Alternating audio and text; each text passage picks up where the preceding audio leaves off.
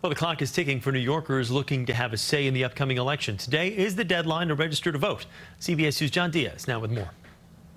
After losing her license, Adina Biner couldn't register to vote online, so she had to come in person today to the Board of Elections office in Lower Manhattan. I want to do my civic duty. I want to do my part, and I want to vote.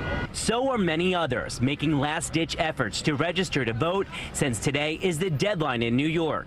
It's a very important election, obviously, and I wouldn't miss it for the world. It makes sense to register to vote.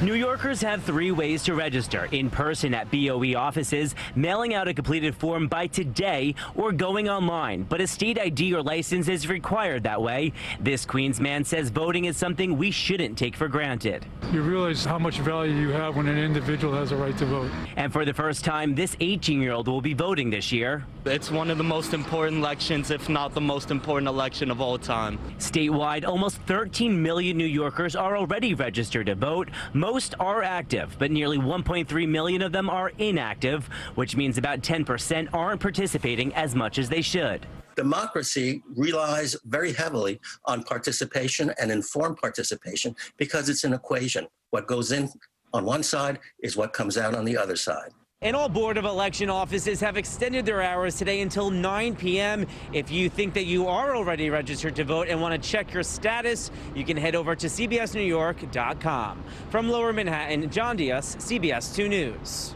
Hey, New Jersey's registration deadline is next Tuesday, October 13th, and in Connecticut, you got 2 more weeks. You have until October 27th.